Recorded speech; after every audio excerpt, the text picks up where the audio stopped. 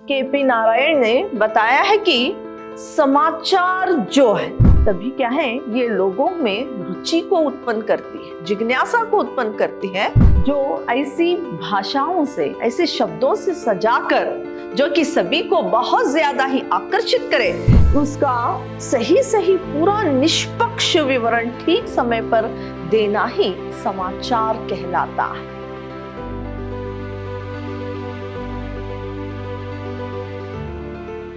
प्रणाम, मैं Rihanna yes, अति उत्तम विद्याश्रम की हिंदी प्रवक्ता।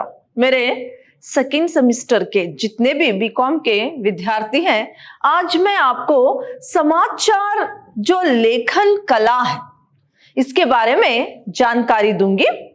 केपी नारायण ने समाचार की परिभाषा इन शब्दों में दी है: ऐसी हाल की घटनाओं के विषय में जानकारी देना जिससे लोगों को सरोकार हो सकता है, दिलचस्पी हो सकती है। और एक परिभाषा इस प्रकार है: समाचार किसी सामयिक घटना का महत्वपूर्ण तत्व का परिशुद्ध तथा निष्पक्ष विवरण होता है। यहाँ पर जो केपी नारायण है, लोगों की दिलचस्पी हो, ऐसा समाचार ही समाचार कहलाता है।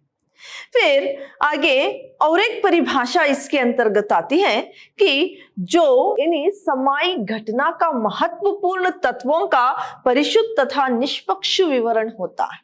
यानी जो भी घटना है वो किसी एक के पक्ष में ना रहकर निष्पक्ष, और क्या है निष्पक्ष, और क्या है परिशुद्ध, जो भी समाचार है वही समाचार कहलाता है। फिर आगे वो कहते हैं कि जिसमें उस समाचार पत्र के पाठकों को रुचि होती है, इस विवरण को इन्हीं प्रकाशित करता है, जिसमें लोगों की बहुत ज्यादा ही जिज्ञासा है, उत्सुकता है कि वो समाचार क्या है, यही समाचार कहलाता है। इस तरह से केपी नारायण जी कहते हैं। किसी भी समाचार पत्र को भव्य रूप देने वाले दो ही व्यक्ति होते हैं जो उसे रुचिकर समाचार संग्रह या लेखन शैली और कुशल प्रस्तुतिकरण द्वारा लोकप्रिय बनाती है। देखिए, किसी भी समाचार पत्र को यानी भव्य बनाने के लिए दो ही लोगों का वहां पर योगदान रहता है। कोई भी समाचार, कोई भी घटना यानी जिनके समूह आती है, वो दो लोग उसे क्या है भव्य बनाते हैं। तो यहाँ पर जो संग्रह करता है, जो समाचार को इकट्ठा करता है और जो कुशल शैली में उसे प्रस्तुत करता है, कुशल शैली में जो प्रस्तुत करता है, यानी प्रस्तुत करना यानी यहाँ पर प्रेजेंटेशन करना, जो कि लोकप्रिय बनती है। सिर्फ घटना का ब्यौरा ही लिखना नहीं, बल्कि उसे कुशल, बहुत ही आकर्षित बनाते हुए, और क्या है उसका प्रेजेंटेशन भी बहुत ही अच्छा, तभी क्या है ये लोगों में रुचि को उत्पन्न करती है, जिज्ञासा को उत्पन्न करती है पढ़ने के लिए। तो आगे देखिए, समाचार संग्राहक संवाददाता यानी रिपोर्टर, संपादक भी होता है और उन्हें लिखकर संपादन विभाग में पहुंचाता भी है। संपादन विभाग प्राप्त समाचारों में से पत्र में छपने योग्य समाचारों को कई दृष्टियों से चयन करता है, विभिन्न कलम में तथा पुष्ट नियत होता है। यहाँ पर जो रिपोर्टर है, बहुत सारी घटनाओं को वो क्या है, बहुत सारे समाचारों को वो इकट्ठा करके लाता है। लेकिन यहाँ पर जो संपादन विभाग है, वहां पर जो समाचार आते हैं, कौन से जनसमूह के सामने जाने के योग्य हैं, ऐसे समाचारों को वो क्या है लेते हैं। फिर उसे क्या है अलग अलग जो कॉलम है, उस कॉलम में डालकर और क्या है उसे बहुत ही आकर्षित बनाकर जो घटना, जो भी समाचार है जन के हित के लिए, जिनको जानने की जिसमें आवश्यकता होती है, वही समाचार को लेकर फिर उसे कॉलम में डालकर तथा पुष्ट जो पेजेस है उसे कहां पर हेडलाइन होनी चाहिए, उसका ब्यौरा कहां पर होना चाहिए, सारी बातों का ध्यान रखते हुए इन्हें समाचार लिखा जाता है। जो भी समाचार है वो जनसमूह के सामने लाया जाता है। विभिन्न कॉलम में तथा पुष्ट नियत होता है, यानी जो विभिन्न जो भी समाचार है वो कई दृष्टियों से चयन करते हुए जो भी जन समूह में, यानी जो सबके हित के लिए होता है, सार्वजनिक हित के लिए होता है, सबके लिए जो जानने की एक बात होती है, यहाँ जो क्या है, जो सब लोगों को जानना आवश्यक होता है, ऐसी जो समाचार है उसको चुनकर, यानी उसका चयन करके चुनकर फिर विभिन्न कॉलम में और पुष्ट में डालकर समाचार सार्वजनिक जो लोग हैं सार्वजनिक के सामने लाया जाता है।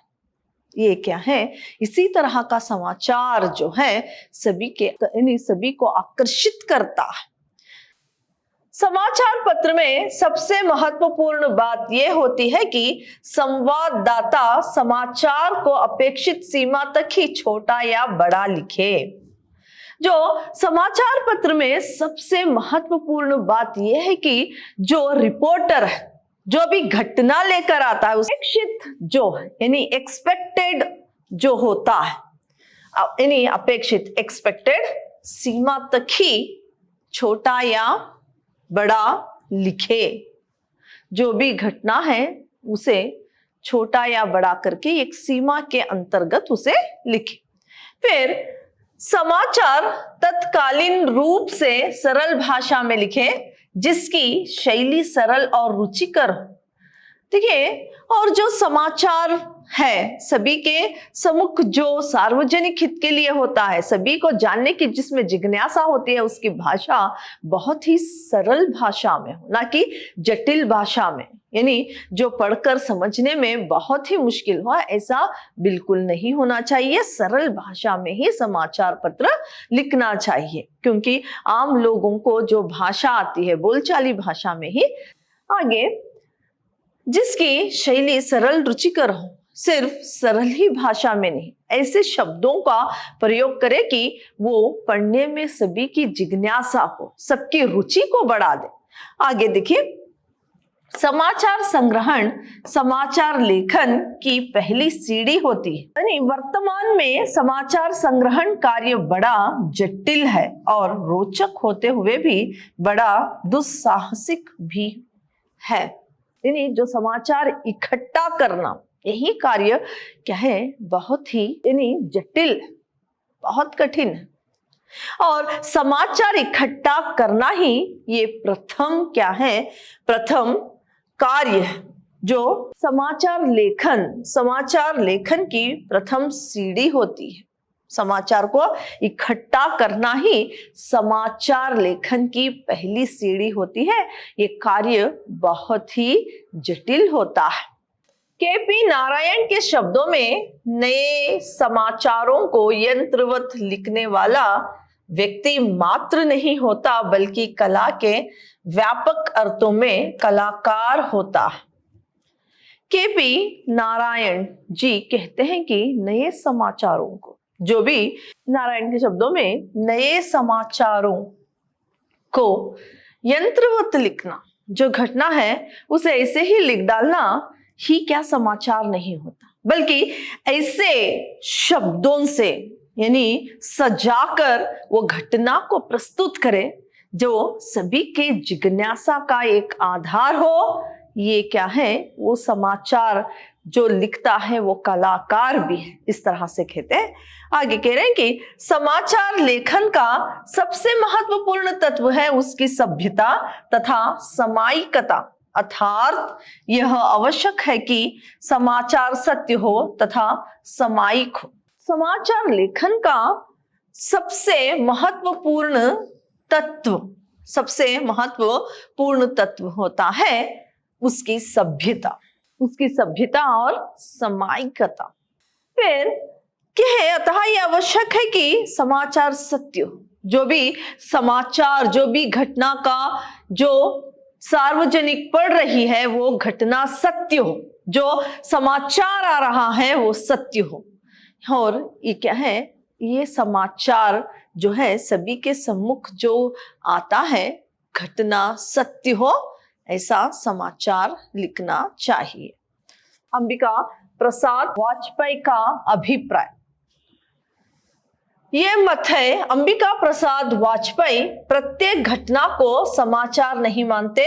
उनके मतानुसार वही घटना समाचार बनने के योग्य होती है जिसका कुछ सार्वजनिक महत्व। यहाँ पर देखिए, अंबिका प्रसाद वाजपेयी कहते हैं कि हर एक घटना समाचार नहीं होता, यानी समाचार नहीं होती। कोई भी एक समाचार यानी समाचार नहीं मान सकते। मत अनुसार वही घटना समाचार बनने के योग्य होती है जो सार्वजनिक महत्व रखता हो, सभी के लिए वो महत्व रखता हो, यही समाचार है। जो कि कुछ भी घटना छपी जाए वो समाचार नहीं कहलाता, बल्कि जिसमें सार्वजनिक महत्व हो वही समाचार है। जल्दी में लिखे गए इतिहास को ही वास्तविक समाचार मानते हैं। उनकी मान्यता है कि जो कुछ हुआ या जिसके होने की संभावना हो उसका सही पूरा निष्पक्ष विवरण ठीक समय पर प्रस्तुत रोचक ढंग से करना समाचार है। देखिए, जल्दी में लिखा हुआ जो इतिहास को ही वास्तविक में समाचार कहते हैं। जो भी घटना है उसके पूर्व इतिहास को जानकर, उसके बारे में जानकर जो क्या है लिखा जाता है, वास्तविक तौर पर वही समाचार माने जाते हैं।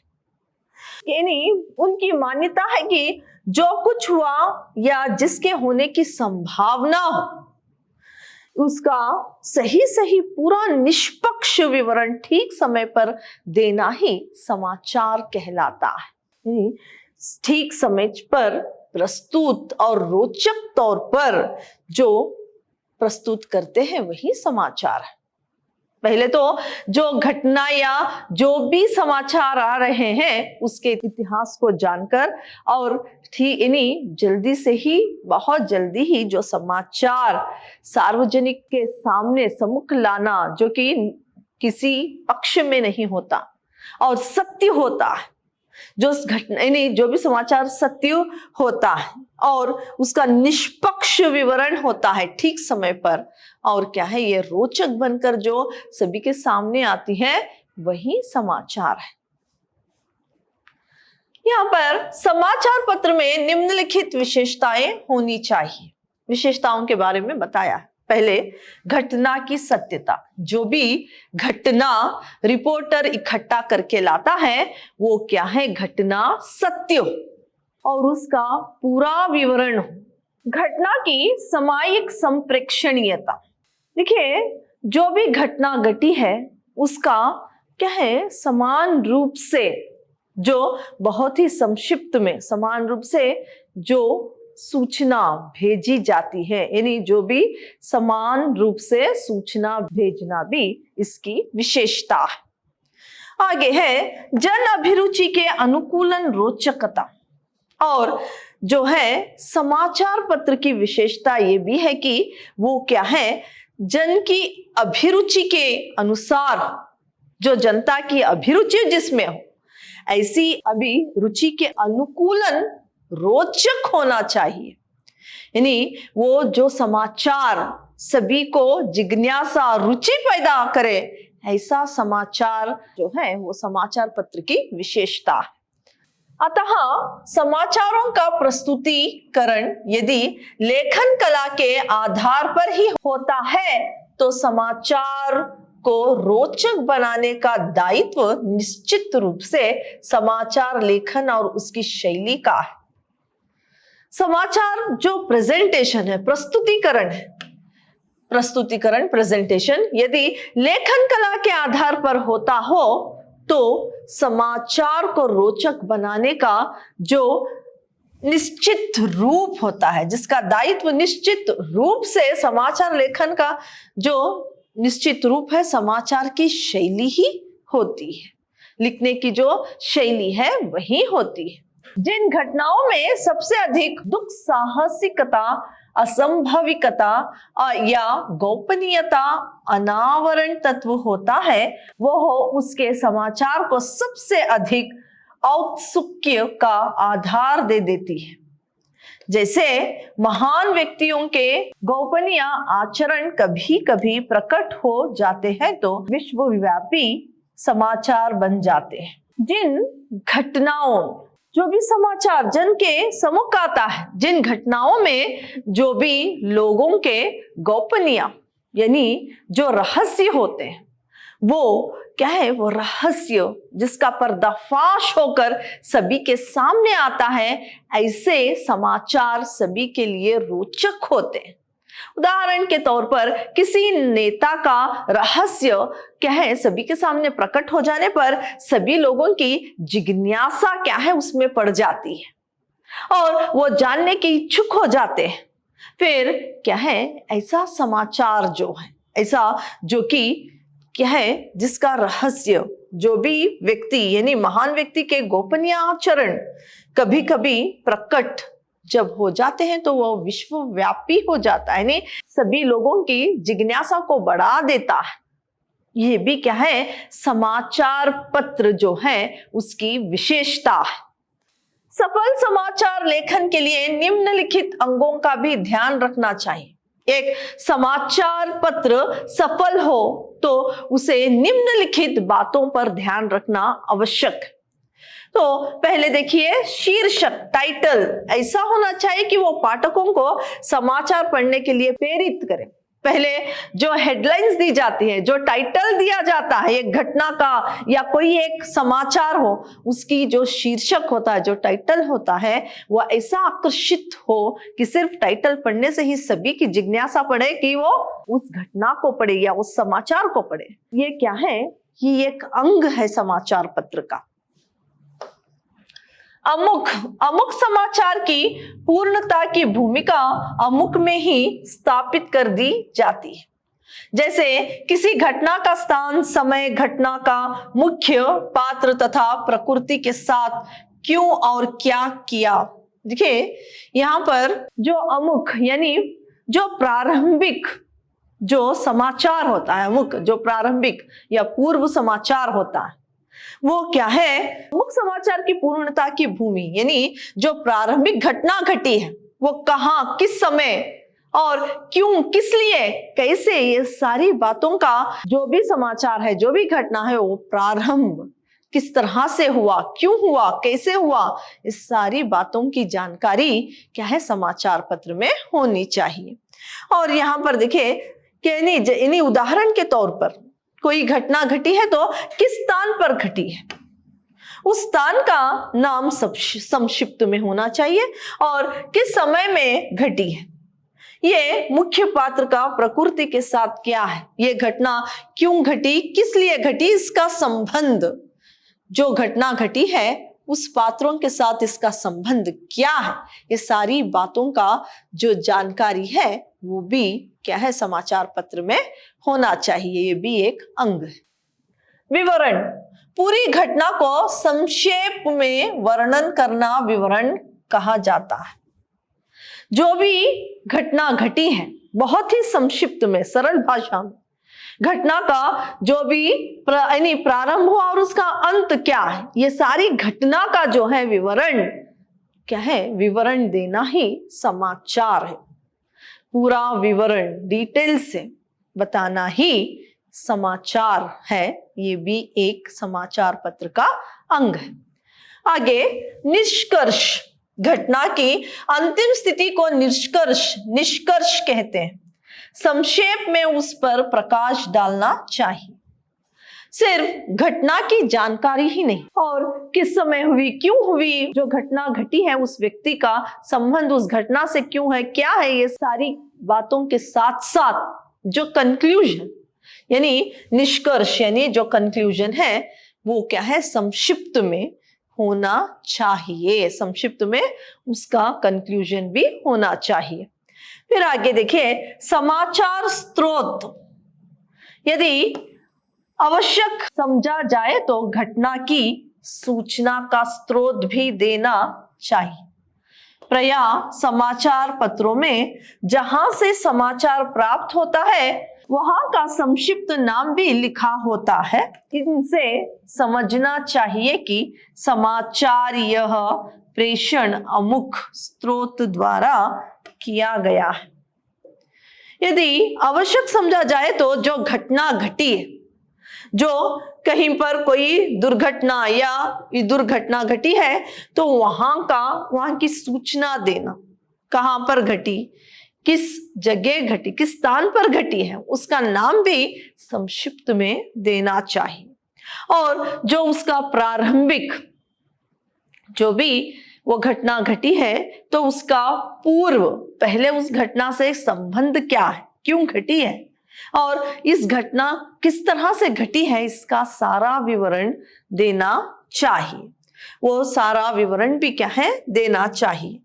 और यहाँ पर बताया है कि और जो घटना घटी है उसका पहले से ही जो जानकारी होती है उसके बारे में भी यहाँ पर बताना चाहिए। ये कुछ अंक थे समाचार पत्र लिखने के, और कुछ विशेषताएं भी थी, और यानी केपी नारायण के द्वारा भी यहाँ पर कुछ परिभाषाएं थी। ये सारी बातों की जानकारी मैंने आपको दी है। अगली कक्षा में पत्रकारिता से ही संबंधित किसी और विषय पर चर्चा यानी किसी और विषय पर मैं आपको जानकारी दूंगी। धन्यवाद।